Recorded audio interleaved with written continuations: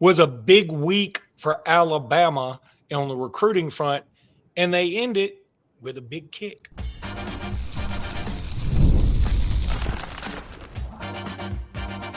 You are Locked On Bama, your daily podcast on the Alabama Crimson Tide, part of the Locked On Podcast Network, your team every day.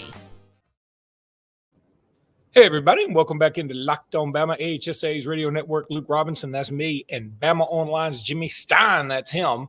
And Jimmy, we've got a lot to talk about today. We're going to get into your countdown. We've got LT Overton. We got Richard Young. That's going to be one that everybody's going to want to talk about. But I think we'd start off with recruiting, okay? It's been a big week for Alabama. There have been some misses, but I wouldn't say they were like catastrophic. But one thing that capped off the week was a commitment from a kicker named Peter Nataro. Now, let me tell you about him just for a second. He is ranked as one of the top 5 kickers in the country. Again, huge deal. Seems to be a great guy. And you're like, boy, Peter Nataro, why would he want to go to Alabama from, Pennsylvania? I mean, obviously, it seems like there may be some other opportunities, whatever. Alabama's great and all that. But there's an Alabama connection, Jimmy, and I don't even know if you know it. His mom and I went to high school together. She's from Birmingham. And I didn't know that's who that was initially. I knew her last name was Nataro, but I just didn't put 2 and 2 together until another classmate DM'd me and told me about it. And so I can't wait to get in touch with her and just talk to her about it, because the other thing is she comes from a big Auburn family. So that's very interesting. But I can tell you they are great, great people. His grandfather, I assume, still works in Birmingham. I don't know. He may be retired now. I don't know. I think he was in the dental profession. So super, super family. I can tell you that. And I am ecstatic that he's going to be coming to the University of Alabama. So Peter Nataro from North Allegheny in Pennsylvania, and big pickup for Bama. Yes, kicking beyond this season is a good question. As we know, Alabama went into the portal to get a kicker because Connor Talty didn't clearly win the job this spring and impress. So they knew that they needed to upgrade a kicker, and they got the best kicker in the country, but he's a 1-year deal. He's only got 1 more year of eligibility. So beyond him, it was going to be Connor Talty or whoever they could recruit. And they brought this kid into camp. He competed for this spot in camp against several other kids and sort of won the scholarship, or I should say won the preferred walk-on opportunity. A couple of interesting things, though, down the road for people to think about. Yes, he has got a preferred walk-on offer. So he's committed to taking that walk-on opportunity to Alabama. Well, starting in 2025, as of right now, in terms of the rules that are expected, there will be no walk-ons in 2025. Everyone on the team will be on scholarship. So it'll be interesting to me to see is Nataro still on the team, and if so, he'll be on full scholarship. If he's not on the team, he'll be somewhere. If he's not on scholarship at Alabama, he'll just be somewhere else, because there will be no walk-ons starting in 2025. So I'm sure that was an interesting conversation with him about, hey, you come here, you win a spot, then you're on the team, or who knows how the call went, because it's got to be tough to recruit kids when all the rules like this are in flux, right? And no one really knows. But here's what we do know. Top 5 kicker per the Colts kicking people, and there's every reason to be excited. He had other opportunities like Ohio State. I mean, so a lot of big schools were really interested in this kid. And it's crazy that, because for those that don't know, that don't listen to the show every day, Luke went to a really small high school. This wasn't like with no football. It wasn't like this classmate of his was one of hundreds, at Mountain Brook or Spain Park or Fairhope. No, this is a small private school. So quite coincidental that Luke ends up with a parent of a player. It's not even coincidental. It's downright hilarious, because I would say, I don't know that anybody from Indian Springs has ever had a relative play football before. On the collegiate level, I don't know. But I can tell you this, I graduated in a class of 49 people.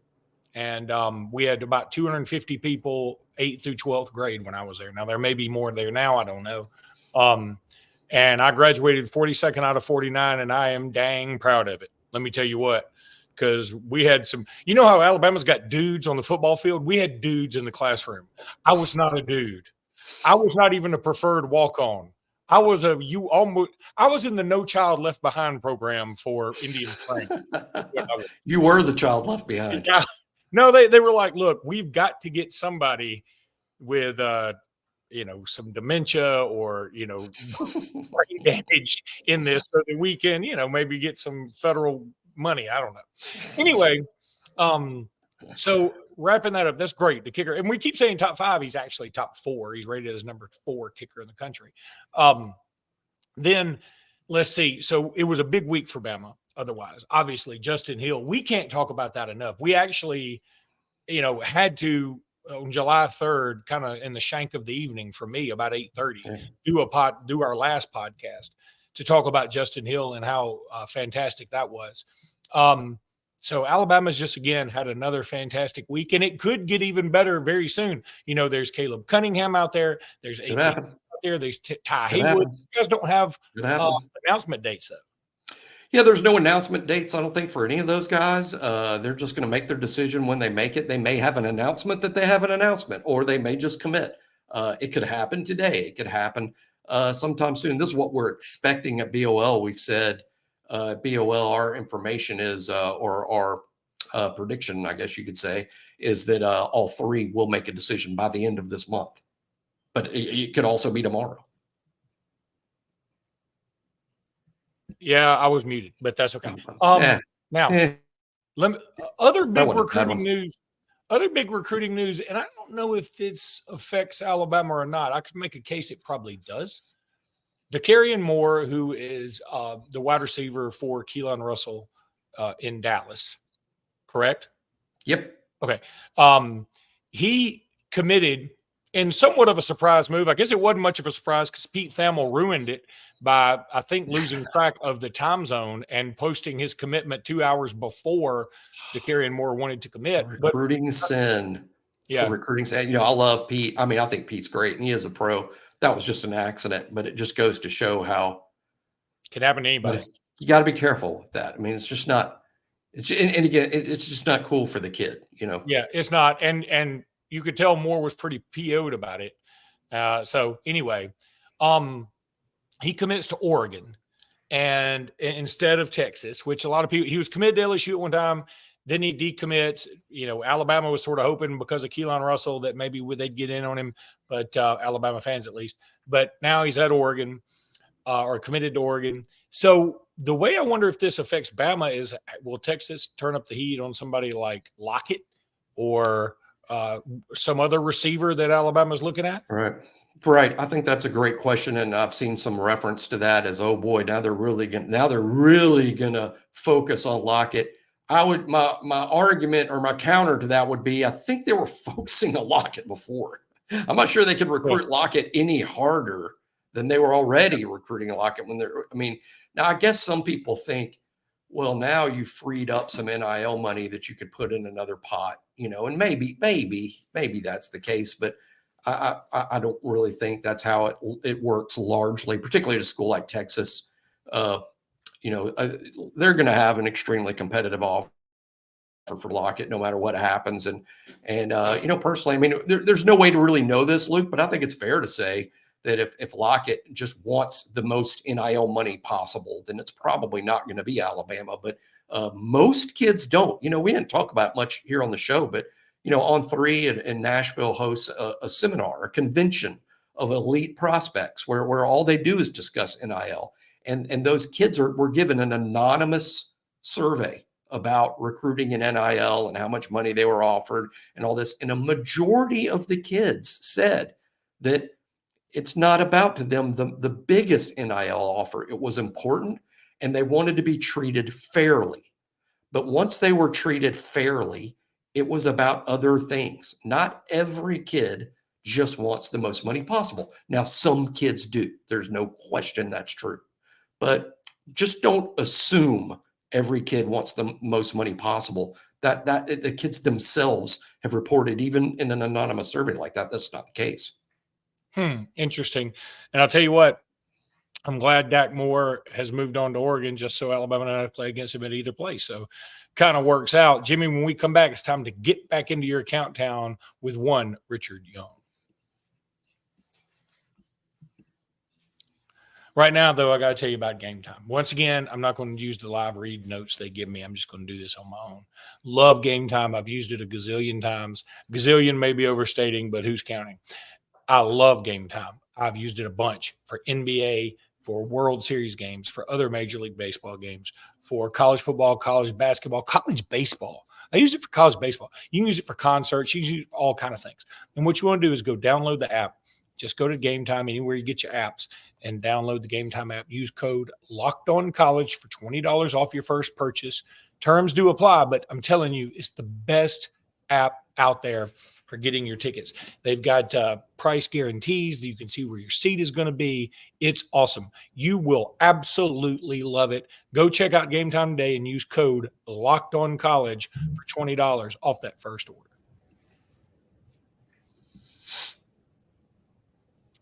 All right, so Richard Young, this is an interesting take. And, you know, I always like to think of something fun to do with the thumbnails for the pictures on YouTube. And I always try to come up with something cute. Sometimes I'm lazy, but this time I was like, okay, how about Young's restless? I mean, I kind of like that because it's not that he's restless in terms of in terms of not getting to play. I mean, he's restless. Like, he doesn't seem to be a dude that takes a lot of plays off. When he's been in there, he seems to be getting after it pretty doggone well. I think he had a nice spring. Here's the truth of the matter, though, is he's got 9 carries for 24 yards and a touchdown in his career. We, as a fan base, seem to be in love with Richard Young despite those stats. Maybe rightfully so, because he is a monster of a human being. And I think we would be even more in love with him if we didn't have Jam Miller and Justice Haynes in front of him. Yeah, if you told me right now that Alabama's starting running back and he was going to get 20 carries a game was going to be Richard Young, my response to that would be, okay, good. Fine. I mean, I think the kid I saw this spring and the opportunities we got to see him looked like a guy who was ready to play SEC football and be a starting running back. And he's had a year to learn the small things, the blitz pickups, catching the ball, all the little things that backs have to do. And, you know, most of them that are rated highly like him, they show up ready to run the ball. I mean, they're good at that. They just kind of came out of the womb doing that. But you got to learn the little things to get ready, and he has. And I think he's probably as good as any running back number 3 in the country. And I think when he gets his opportunities, he's going to be really good. But he's behind Jam Miller. He's behind Justice Haynes. That's understandable. And I think we should all be good with that. It's just a fact Alabama's got 3. That's why I ranked him so high up here. I'm thinking about number 31 on the roster, even though he's a redshirt. He redshirted a year ago and hasn't really played, like Luke said, 9 carries, all garbage time. Not too much you can read into that. He hadn't been great in any of those 9 carries, but we saw that he was great in some carries on A-Day. You know, I'm excited about Richard Young, Luke. I mean, if he, like I said, if I learned he was going to be the starter, I would be like on board because I think he's ready. I mean, kids, that's ultimately the question, right? Who's ready to be a starter and help the team win SEC football games? And I think Richard Young is. And boy, Alabama's just got a good situation running back. He runs hard. This is a kid that doesn't want to go down. He is an effort guy along with being highly blessed. I mean, he's got a major talent, but he's also blue collar in the way that he runs. And I think the fans are going to love him. Interesting thought on this. At least I think it's interesting. I shouldn't say something's interesting and then say it, and then what if it's not interesting? But all right, how about this? You talked about if any of these guys were the starters, I think you'd be happy. I probably would be too if we said, you know, hey, Richard Young's going to be the starter over Jam Miller and Justice Haynes. I think we'd all be okay with that. But here's my thing: we've seen him run very, very hard when he's run. what's going to be interesting is if he does get a bunch of carries, will he continue to be that hungry? Because I think when you are super hungry and you're like, I got to show what I got. Now, we've talked about that on some other instances in the podcast where we feel like if you try too hard, sometimes that's when you make mistakes. But, for a running back, when they're trying their dangest, like I want to make my mark. I want to do my thing while I'm out here. I wonder if that'll carry over. Will he still be that hungry when he's a starter? Does that make sense? Yeah. No, it does. And it does. I just have zero for a player I haven't seen play in a college football game when the game mattered. I have really unhealthy confidence in Richard Young. I just have no worries here. None. I think he's going to be great. I think he's going to be good now. I think he's going to be great later. And I think that he runs his style of running he runs angry. There's that angry run segment on Good Morning Football with Kyle Brandt. I think Richard Young is a future winner of that scepter that Kyle Brandt gives out because he does run with a hunger and an anger. That's just his style. He's also, by the way, a home run hitter. I mean, he'll score from 60 yards out. Hard to come up with a comp, too, at Alabama because I think he's sort of unique in the sense that he runs like he's a big B-Rob type, but he's not B-Rob. So, here's a pretty good comp, really, is Trent Richardson. I mean, to me, his style is a little Trentish. Obviously, Trent was more impactful as a true freshman, though. You got to hand Trent that. Yeah, I sort of get an Eddie Lacy meets Trent Richardson vibe. I like it. But maybe a more in shape Eddie Lacy and maybe less upper body built Trent Richardson. I don't know. He's pretty built, but yeah. He's built. Trent was a freak. Trent looked like Trent was a freak. Some kind of cartoon character. We forget how good Trent was because, again, we've talked about it on the show about how a disappointing NFL career will color how people remember you even in college. Trent was a Heisman finalist at Alabama. He was absolutely fantastic at Alabama. And his may have the greatest run in Alabama history in that Ole Miss game. I knew what you're talking about. Yeah, when he made the kid fall down. Yeah, I was at that game with two of my kids, and it was like, what just happened? I mean, that was cray-cray. So anyway, Jimmy, when we come back, we're going to talk about another interesting case and somebody that everybody's looking forward to in LT Overton. But right now, I want to tell you about eBay Motors. We all love eBay Motors. Passion, drive, and patience.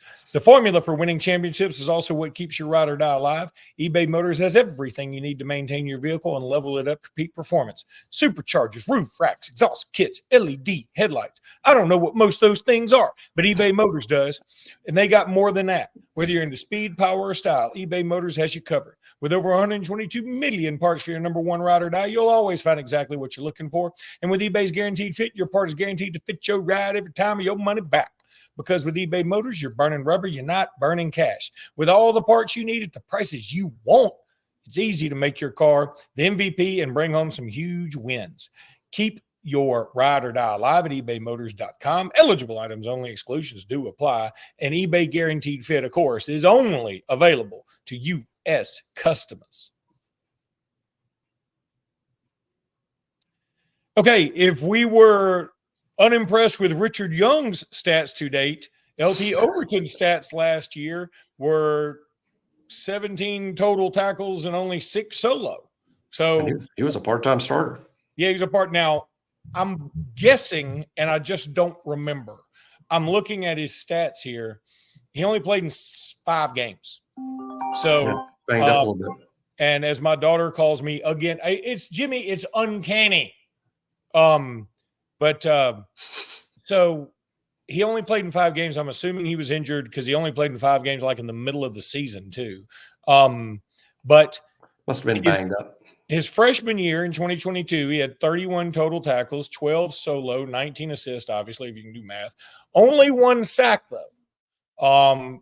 So, again, we're fired up about this guy. At one time, boy, it feels like he was being recruited 32 years ago, but at one time he was considered to be the number one prospect in the country for his class.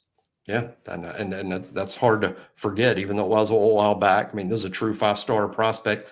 Look, a couple of things that I think, I'm not explaining away what happened at A&M, because I think we got to take that seriously, that, hey, so far to date, his career hasn't been what it's cracked up to be. We could say the same thing about Damani Jackson, at Alabama, who's a 5-star type that has not been great, at Southern Cal.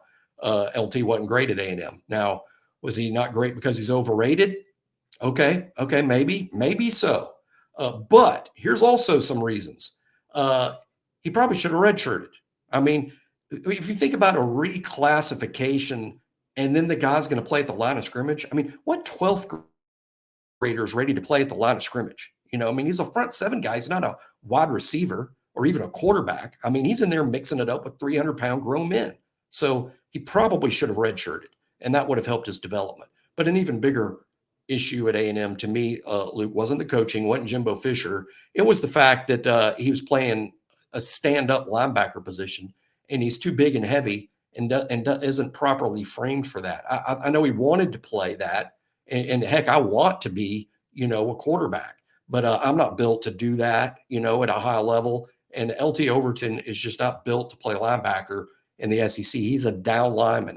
So I think A&M, they should have redshirted him, and they should have played him in a different position. Now, ironically, it took a scheme change at Alabama, but I think LT Overton at Alabama's bandit position is finally in. I mean, we found the square peg and found a square hole for him. I mean, he fits this. He's also no longer super young. He would be a true sophomore had he stayed in high school. The typical year 2 guy that has a big, we always talk about that jump from year 1 to year 2. We may see that jump with LT Overton this year, because this would be his year 1 to year 2. He's bigger, stronger. He's playing a better position, surrounded by good players, got good coaches. He's excited about playing. We're going to see a better LT Overton. Let me tell you, and since he's going to be on the field quite a bit, he's not the primary pass rusher in this defense. That'll be the wolf position, whether that's Q-Rob or Keanu Coot. But I think LT Overton could lead this team in sacks. That's a bold prediction for somebody who's only had 1 sack in 2 years at A&M. But I think he could, if he holds on to that starting spot at Bandit, I think he could be. You could be talking about 8 or 9 sacks from this guy. Mute. I was stunned silent. No, I was mute. I was stunned silent by your prediction. No, it's kind of stunning considering. But heck, if he doesn't lead the team in sacks, I mean, Q-Rob probably will, and even that's bold based on Q-Rob's sack numbers to date. But someone has to. I'm going to take an even bolder stance. I think Ryan Williams leads this team in sacks. It's Ryan Williams podcast. Okay. All right. That's going to do it for today's podcast, guys. We appreciate all you tuning in. I appreciate all the new followers recently. Gotten a ton of them. You guys are the absolute best. We've got some other things. Obviously, we're going to finish up Jimmy's countdown next week. We're going to hopefully Speaking of Ryan Williams, kind of coming up. Wait a minute. Coming up soon. You got him in the 20s? He's going to be in the 20s. See? Okay. I knew this would. For those who want to send Jimmy hate mail like me. All right. That's going to do it for today's Get in line. That's good. Yeah, this may not even have anything to do with Ryan Williams. All right. That'll do it for today's podcast. We'll be back very soon with more. And until then, roll tide, everybody. Roll tide.